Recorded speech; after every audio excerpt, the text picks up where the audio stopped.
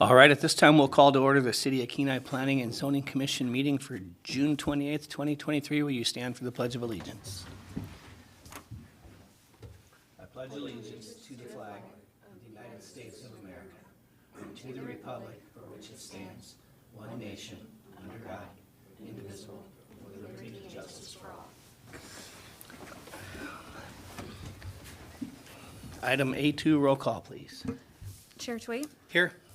Vice Chair Halstead is absent, Commissioner Glendenning, Here. Commissioner Greenberg is absent, Commissioner Woodard, Here. Commissioner Costin, Here. Commissioner Fikes. Here. You have a quorum. All right, thank you. Item A3, approval of the agenda and consent agenda. Can I get a motion to approve?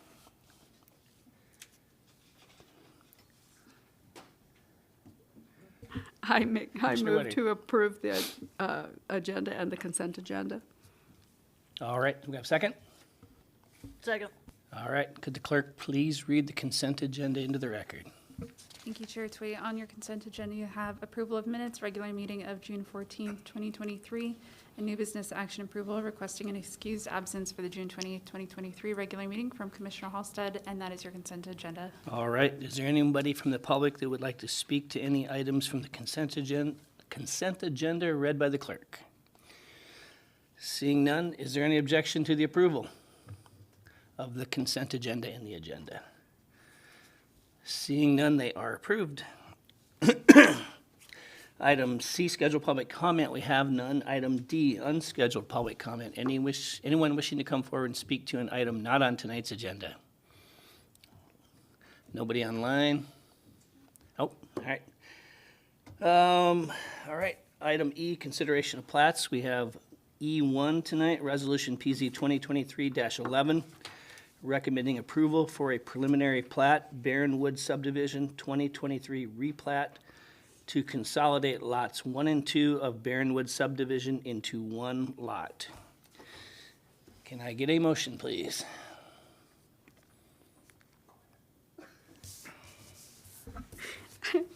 I move recommending approval for the primary plat, Barronwood Subdivision 2023 replat to consolidate lots 1 and 2 of Barronwood Subdivision into one lot. And a second. Second. Second, all right. Staff report, Director Mitchell.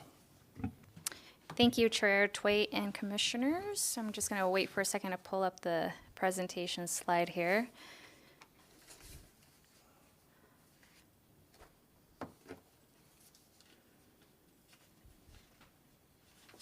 All right. Do you want to put it in slide mode for me, Megan? Perfect. All right.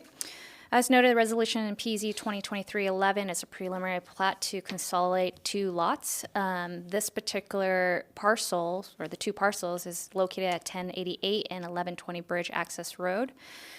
This is in response to a CUP your commission approved in late May for an RV on these two lots, and they're consolidating in order to get utilities to the site for their use.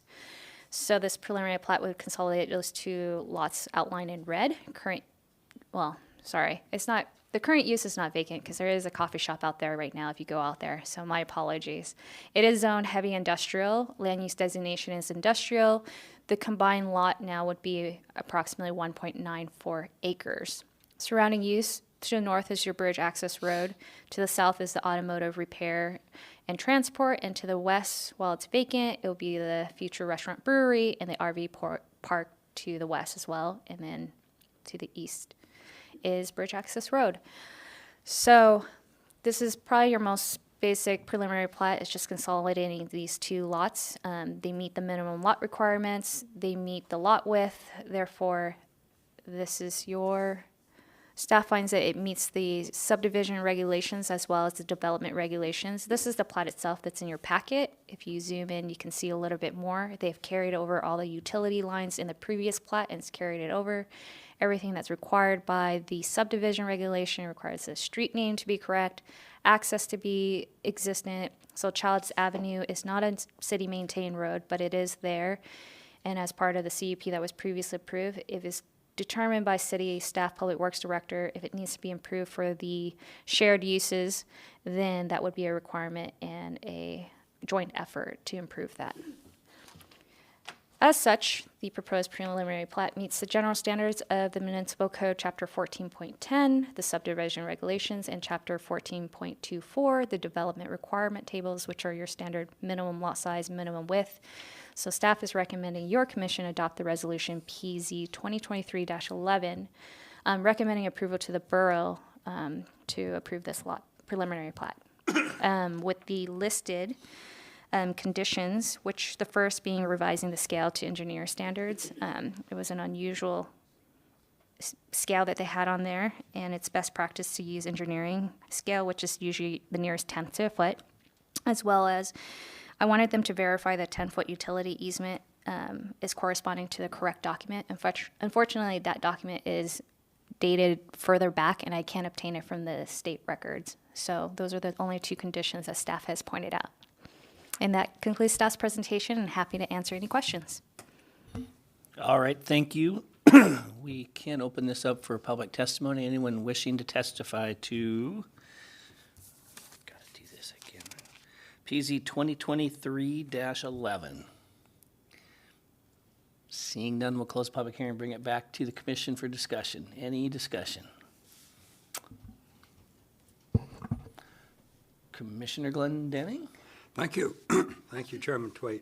I just looking at a number here, and we have a 15-foot utility easement granted and a 10-foot utility easement granted, and they're kind of sandwiched together.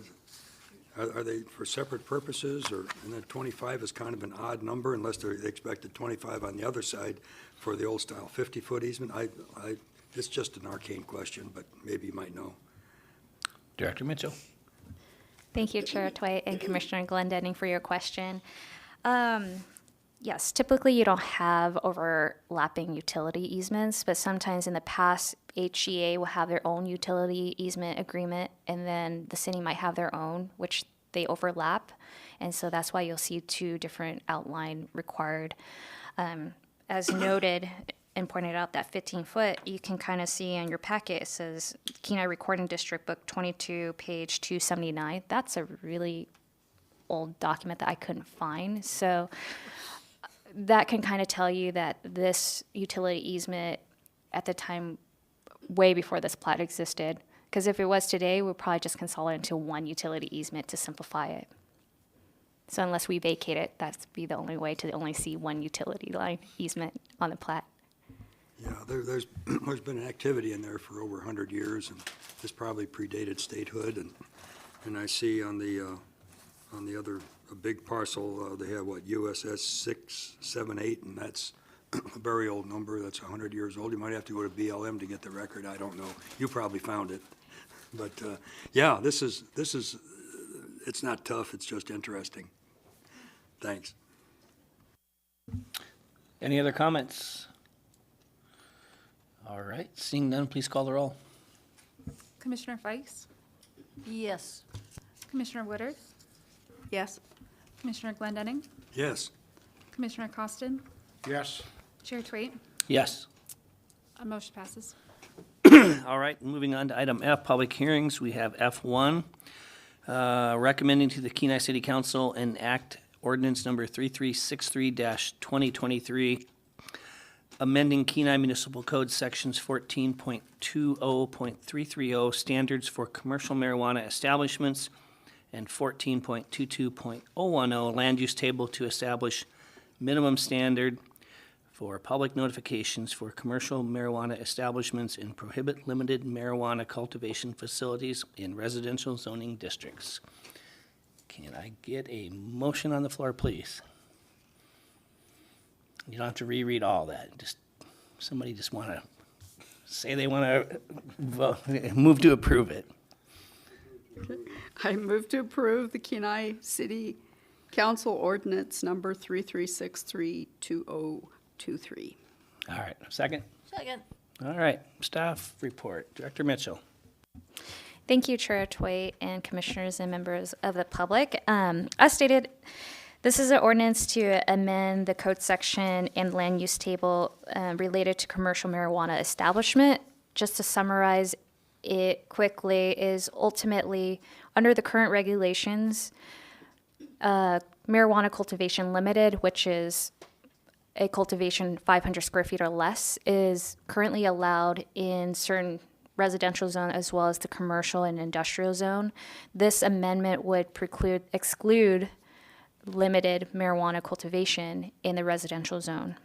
As well as this amendment would establish a standard when it comes to public notification, as the current ordinance just states that property owners within 500 feet of the subject parcel will be notified of a conditional use permit.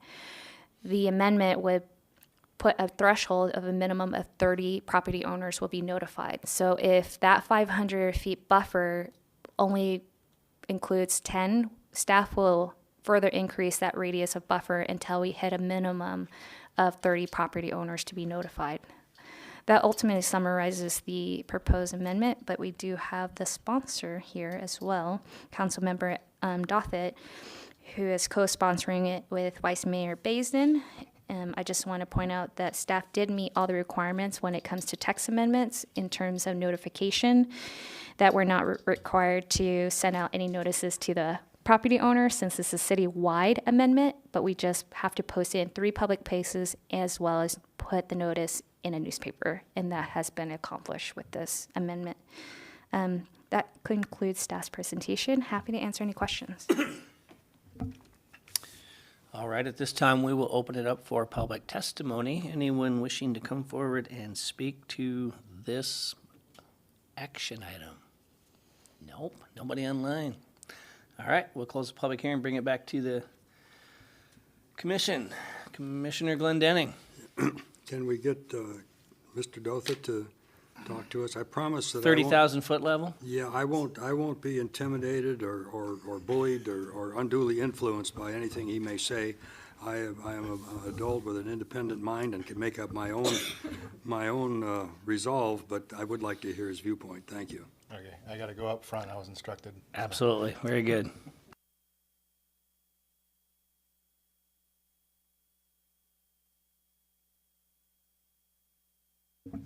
All right, it's on. Alex Dothett, City of Kenai.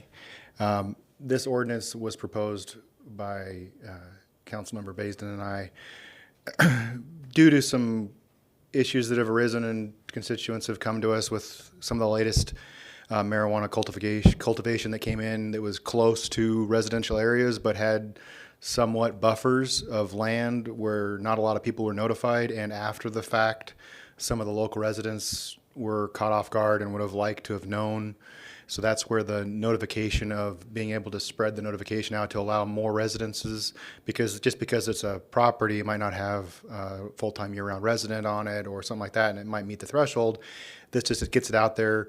As we know, marijuana cultivation and sales can be kind of a hot topic item with certain people, and this just allows more people to be notified and get the word out so everybody has ample time and to be able to get their opinion and decide if it's good for their neighborhood or not, and this just spreads it out a little bit. The other reason for the cultivation side of things is right now we used to have one that was permitted inside of a kind of a densely residential area for a cultivation area. That one's no longer in business. They've since shut down. So right now we felt it was a good time to kind of strengthen that, to not allow any more. The ones that are in existence now will still be allowed.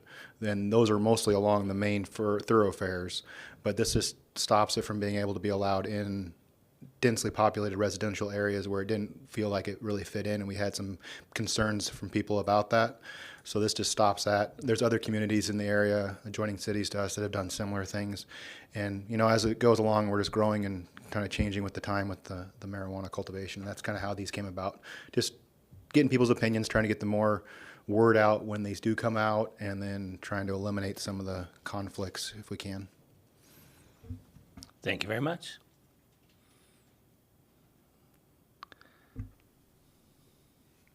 Thank you, Chairman Twait. Yeah, Commissioner Glendenning. Thank you for your presentation. Yeah, illustrates perhaps a weak point in the ordinance and needs to be strengthened.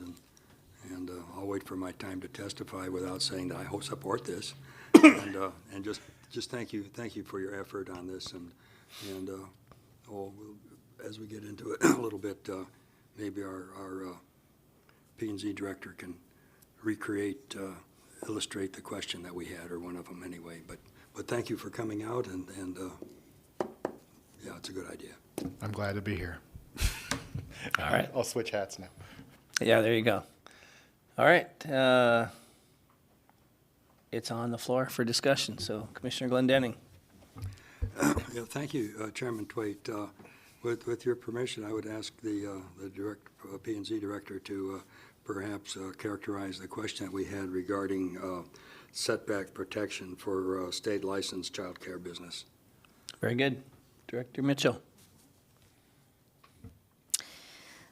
Thank you, Chair Twait and Commissioner Glendenning. So during the work session, it was brought up in terms of whether state licensed daycare wasn't included within these buffers. As the code is written, 1,000 feet for primary and secondary schools, K to 12, and then it further continues that 500 feet buffers from your trade, vocational universities, youth, recreation centers, a state licensed abuse treatment center, but it does not include a state licensed daycare.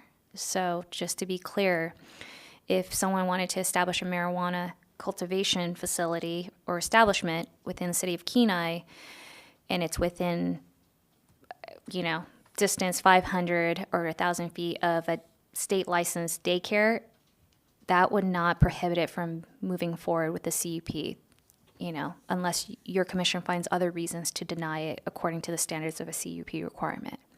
So the buffer does not include state licensed daycare. Thank you. Any other discussion?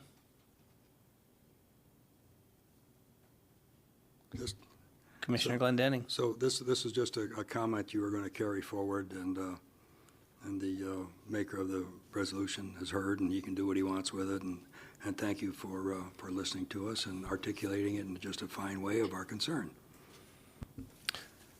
So to clarify, could we, like we did with, I believe, the chicken ordinance, could we recommend amendments of our own to do something like that? Would that be an appropriate thing to do if we wanted to?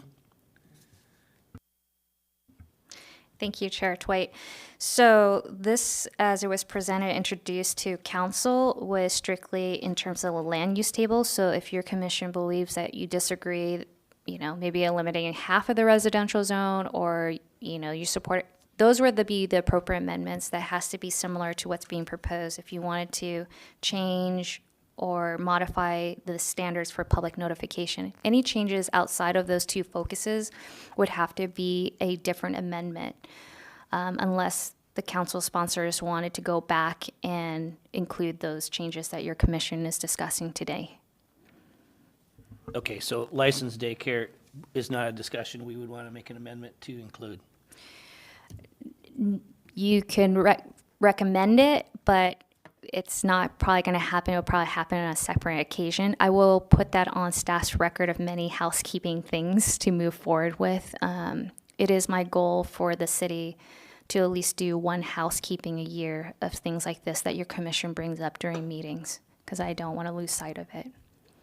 Okay. So at this time, I don't think it's appropriate to provide that recommendation. I would just give you assurance as staff that we will move forward with that proposal. Thank you. Very good.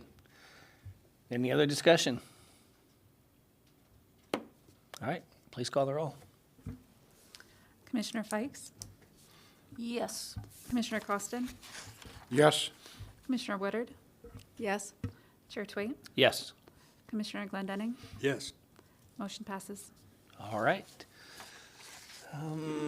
Under item G, unfinished business, we have none. Under H, new business, we handled that via the consent agenda. Takes us to reports. I-1, City Council. Councilmember Dothett. Well, I will do my best. I wasn't at the last council meeting, but I can give you a 50,000-foot view of it, so to speak, as somebody might say around here. Basically, there was not a huge agenda last meeting. The biggest things that I would take out of it were the roadway projects that are moving forward, which is kind of a big deal. We're going to see some actual road work on North Willow Street and First Avenue, and then some other miscellaneous road repairs going along, and that's moving along. They've got bids, and they're moving along with those. So hopefully we'll see actual heavy equipment tearing up some roads and putting some new pavement down here this summer on some of our roads and doing some repairs here and there. So I think that was kind of the big deal. They did the big gravel pad next to the airport where Soares Ministry was going to make something big happen. It hasn't yet. They did authorize a 12-month extension of that. I believe there are some talk where they're supposed to check in within 6 months to make sure they're actually moving forward with it so that we can keep on that, and we'll revisit that next year. The feeling I'm getting is that if we're not seeing something by next year, I don't know how many more extensions they're going to get. We want to see that developed, and we're hoping that this starts to move forward and we see something getting happen. But they did get a 1-year extension on that. And then we did get a new authorization of contract for the streetlights and maintenance again this fall. So we'll start to see those being worked on as soon as it starts getting a little bit dusk out, I would imagine. So other than that, the other stuff is just mostly housekeeping things with budgetary reasons and those kind of things going on. I know I don't know if everybody knows, but we had a possibility of getting $600,000 from the state in the budget for Wildwood Drive. That has since been vetoed by the governor. So we had hopes and ambitions, and then now it's gone again. So we're revisiting that. So we'll see what happens with Wildwood, but it continues to crumble and fall apart and decimate and get worse. So hopefully someday we'll see that road get fixed. They are going to be putting, supposedly the state in July is going to be putting traffic counters up on that. I did get confirmation on that. I did some research, begged and pleaded. So one of the things we're going to have is there's going to be a traffic counter at the gate of Wildwood Drive, and then another one at the beginning of Wildwood Drive. And that way we can, instead of just assuming that most of the traffic down Wildwood Drive goes to the state prison, we'll actually have hard numbers by this fall. So they're going to put it in there for like the month of July and maybe part of August time frame and count how many cars go in and out of Wildwood versus just up and down Wildwood Drive. And hopefully we can use that at the next budget session to prove our point that the state should help us out with funding on that. So that's kind of the big picture of what's going on. Any questions? Commissioner Fikes? So SOAR Ministries, what is their extension for? Is that a CUP extension, or is that? That was their lease extension on the airport lease for that land to build for their reserve lands lease for that tract of land, I believe. So if they go and terminate the lease, then they move out, or what's that mean? Well, that's for that was just a section where they, that big gravel pad that they cleared. They had big ambitions of building a big, huge building there. It hasn't come to fruition yet. So this is a 1-year extension for them to hopefully start doing that. If not, I don't know that it's going to get extended again. I guess that's my question. Do they run the risk of losing their lease? I guess that's kind of what I'm asking. If they don't move forward with construction, they could. Director Mitchell. She's got some input. Thank you, Chair Tway and Commissioner Fikes. I do manage the lands for the city. So for that particular lease, the lease had 2 development requirements. And the first was that they build the hangar by actually this year, 2023. And in 2025, they were to complete the office, a second building on the premise. So yes, code only allows a one-time time extension. So if next year they come back, it would be a non-code extension if we were to allow them further extension. Code does usually say that if they don't do it, the lease could be terminated. But yes, hopefully that answers your question. Any other questions for Councilmember Dothett? All right, we'll move on to I-2 Borough Planning. Commissioner Fikes. All righty. let's see, we were short and sweet. We had some preliminary plats administratively approved. I think there was 6, 7, 8 of them. And that brought us to our regular agenda meeting, and we had a building setback encroachment permit that was being sought in the Anchor Point area on Grand Ross Grove subdivision. And it was a corner lot, so it was on part of East Esther Avenue, and the other half was on Grand Ross. And the building was encroaching on the setback.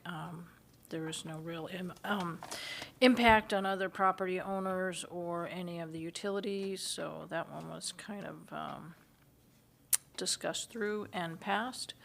And that brought us down to the right-of-way vacation, and this one was in the Caribou Hills area.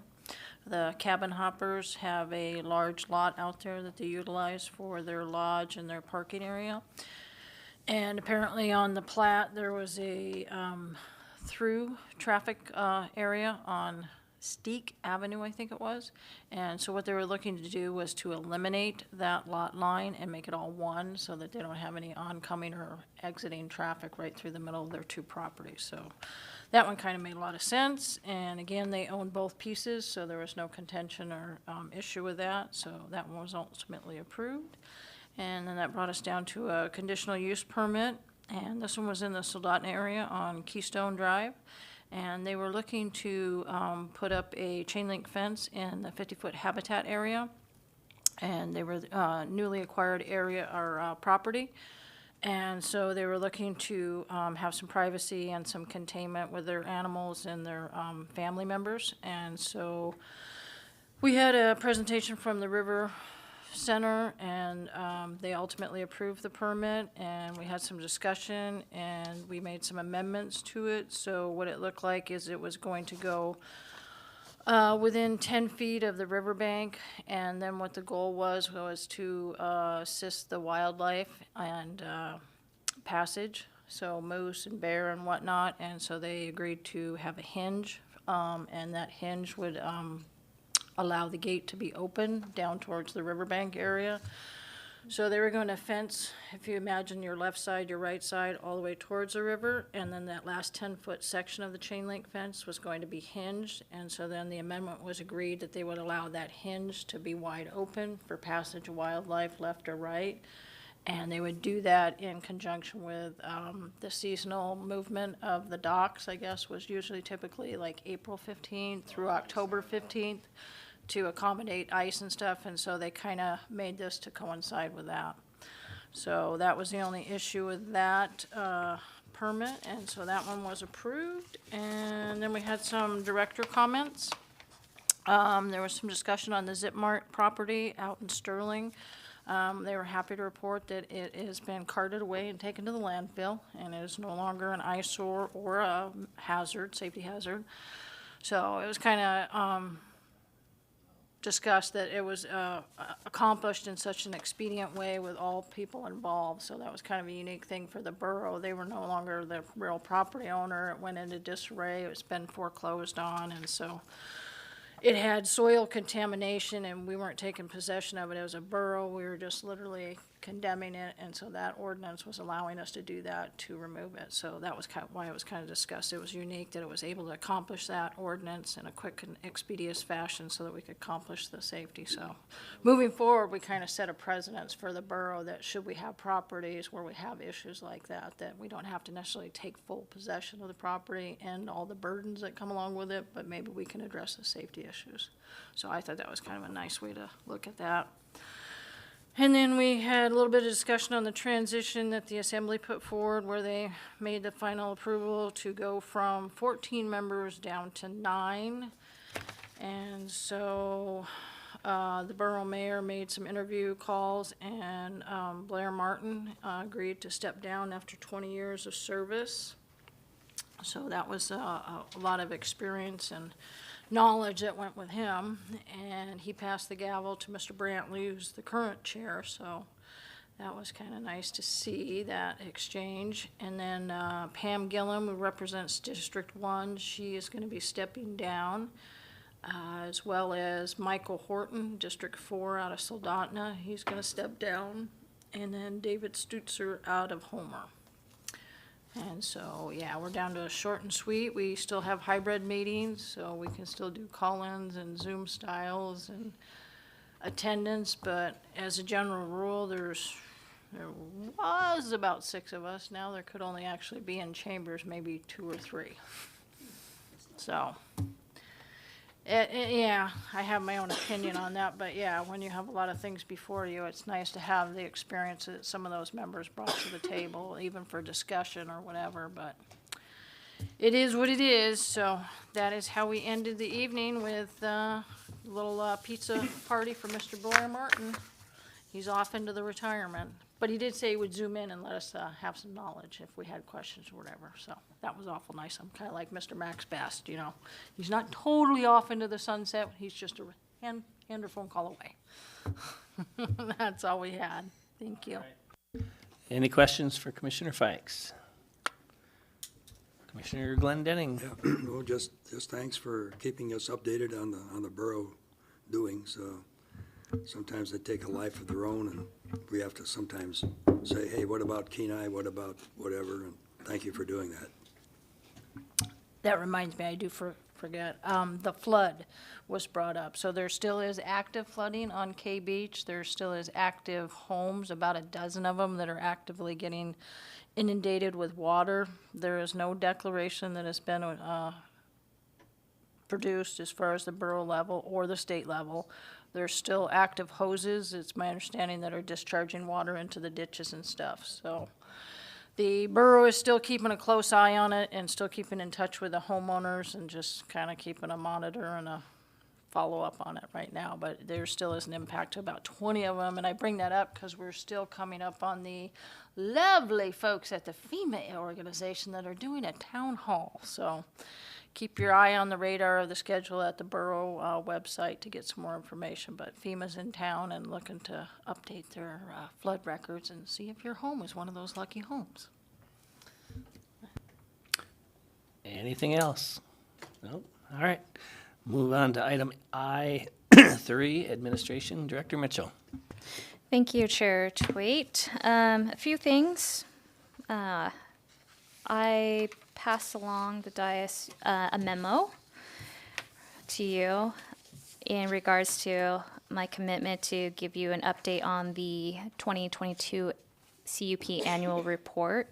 So the last time, at the last meeting, I gave you a list of annual reports received by staff. This time, this is what staff has discovered that we believe we have not received that are still active CUPs. So we received a total of 68, and we may have 15 that are still missing. So with that being said, code does say that we have to inform your commission of one's missing and notify you that we'll be letting them know that we haven't received their annual reports. So this is just a consolidated list. If there's any that you see and if you have more current knowledge of, please let staff know. We probably reviewed several lists and we were trying to decipher which one is the most current. And so we're doing the best we can with what we have. And so hopefully we can work on just one master list moving forward with the city. If you have any questions, please let me know about that. Otherwise, I'll move on to the next one. As you may know, the city of Kenai and Soldotna is doing a friendly competition with the food drive for the food bank, and they're providing updates daily, but the numbers we have was from yesterday, which we're approximately 4,000 pounds short behind Soldotna. So you can donate money if you want. $1 equals 1 pound, and you can donate canned foods and those listed on the flyers. If you need a flyer, let us know. We're happy to provide that to you. So I would encourage you to help us close that gap. And then third, I did email you after the last meeting about the APA conference that staff has set aside budget for September.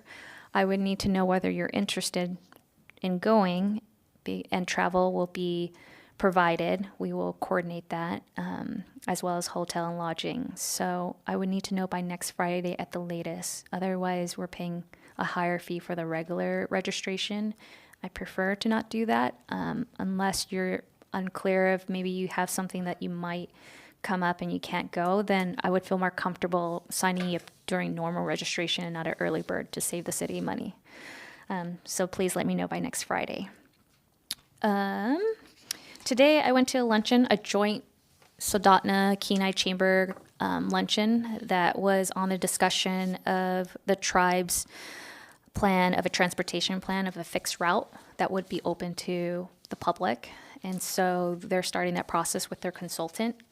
And so we got a quick overview of kind of what their focus is, but at the same time, they are reaching out to the community to kind of get feedback and some of the things, certain routes that we would like to see.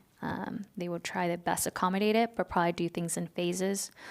They will hopefully come back in the fall with a more concrete plan. It was just hey, this is what we're working on.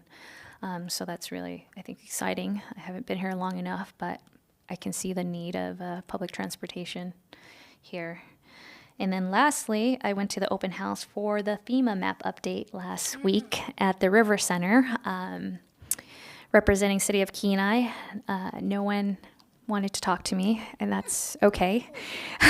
It was primarily focused on the borough, because for us as a city, just to remind you of the map changes, 5 are being removed and 4 are being added. So we're at like a net negative loss of 1. It doesn't really affect in the parcels that I looked at in any capacity. They're already developed lots. So unless they're building accessory buildings, then yeah, they'll just go through the process. Majority of that meeting was for the borough, because I believe the Keys area is now in the floodway. So because the map was from 1981. So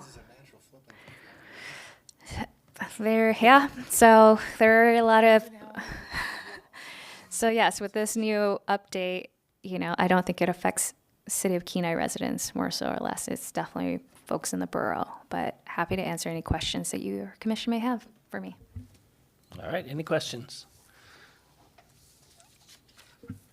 Commissioner Woodard? I don't have a question, but I spoke to Megan earlier. I was trying to donate for the Kenai, for the food bank thing, and it doesn't register the money that you ask for Kenai, or it doesn't even give you an option. It just gives you for additional donations, and so she's checking on that.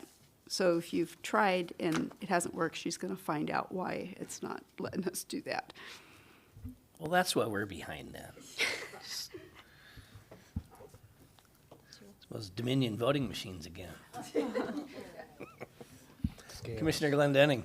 Yeah, can we do it the old-fashioned way instead of electronically? Can we just leave envelopes littered with money about the city hall and they'll find their way to the proper place? Yes, my office is always open. No, I'm just joking. Oh, no, that's Yes, fine. you can give it to city clerk staff Yeah, and canned that- foods as that'll- well. If you don't want to drive there, I'm sure we have resources to take it to the food bank and make sure it's from City of Kenai. Thank you. Can I- Yep, go ahead, Megan. So I would note that donations, when you donate directly to the food bank, you do get entered into a raffle for $1,000. So if you donate it, or if you give it to the clerks and we bring any food or money to them, it'll still go towards the cause, but you would not be entered into the raffle. That's because of gaming permits. But you're still welcome to. Could we just kind of have a vote tonight to see who's actually going to get credit for the money, and then we'll do that? No, I personally, I won't say I don't care about the 1,000. I just want to put money, and thank you for telling me about it. I have a quick. Oh, go ahead. So, just on the food bank question, who here has heard the radio ad that Soldotna is pushing about the food bank? I've heard it. Yeah. I'm just saying that might be an advertisement. They're using their doggone news ad to push the food drive for Soldotna, and we're not advertising on the radio. I'm working on that for next year, though. Good. That's what I was wondering at the chamber level. Is that something that the chamber might participate It's in? not a chamber thing, but I'm gonna make a proposal I'm working on a contract, kind of like the city of Slotina has. So I'm working on a proposal for the city of Kenai to be able to use that instead of just using newspaper for doing it, get a contract with the radio to do like Slotina does for notifications. So I'm working with Nathan to get that. I'm gonna make a proposal here in the next month or so. So maybe next year we'll have a budget for that. We have a very good Kenai person that runs his mouth on the radio every day of the week. We should go talk to him about that perhaps, huh? Are you talking about Tall, Dark, and Handsome? Yeah, exactly. He could help us out. Should put a bug in his ear tonight still. All right. Anything else? I just had a question or a comment, I guess, mainly on the transportation. So was the tribe looking to do something like we had with carts at one time with transportation for just anybody, or is it only open to the tribe? Thank you, Commissioner Fikes. It would be open to anybody. This would not impede on medical transportation at all for them. Would be fixed routes. So I don't know what CARTS is, to be honest with you. It was an acronym, and I don't even know if I could even correctly tell you what the acronym, I just know it was CARTS, but yes, it would be nice. It and technically is still in business. Is it? Oh, okay, because I know people that used it and were frustrated with trying to get to and fro work and everything. So just to throw my comments in, I would say, yeah, I'd love to see that. I know a lot of people try and come from the residential areas, obviously, but as economics are and as we expand as a city, some of the traffic will be coming from across bridge access or coming from Soldotna. So as fixed points, they might consider, somewhere around the Beaver Loop area as a pinch point, or coming from SBS from K Beach into town, or vice versa. So just my 2 cents. Yeah, I'll definitely pass it along, because I did share my contact with their consultants, because they are planners and they want to make sure that the transportation routes are compatible with the adjacent land use. And so I know Kenai is going to be changing a lot, and I want to make sure that they're going to get current information, their phases is appropriately aligned with what we're doing here.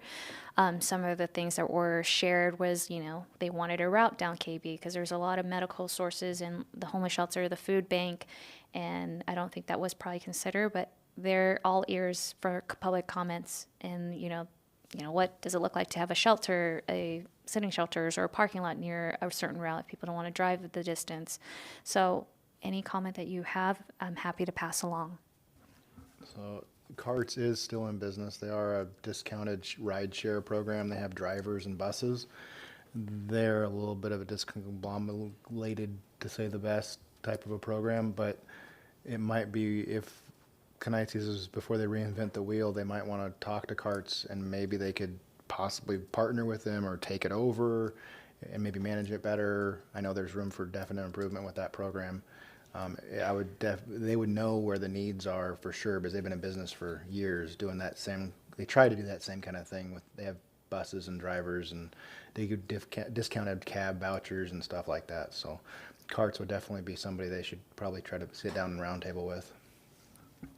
Tim Dillon would be a good contact for that, because he's in the middle of that whole mess too, I guess.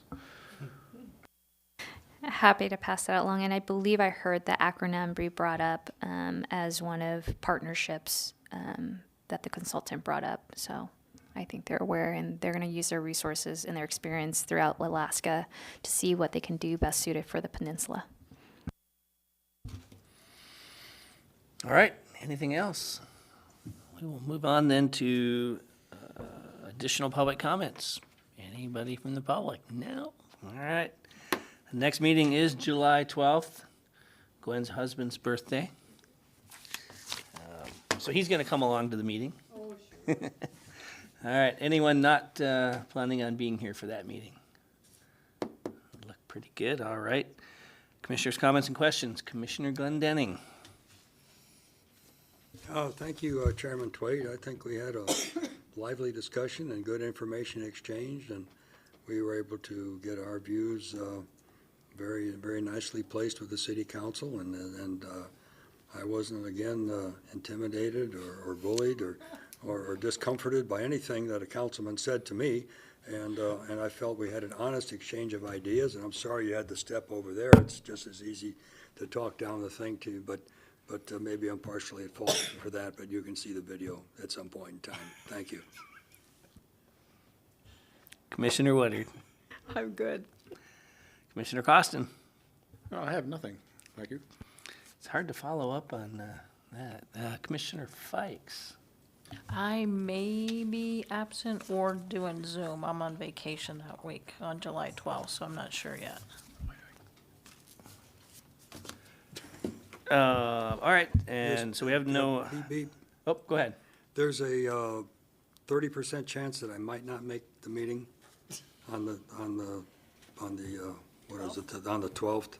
Yeah, my nephew's coming to visit, and so I'm not sure what the total plans are, but, We already went past that on the agenda. You have to be here now. well, I'll just be counted as absent, or I'll use a walkie-talkie or something, but anyway, there's a possibility, and I can, well, you never answer your phone. I'll have to call the planning director. Text me, yeah. All right, and with that, all the items complete. The meeting is adjourned.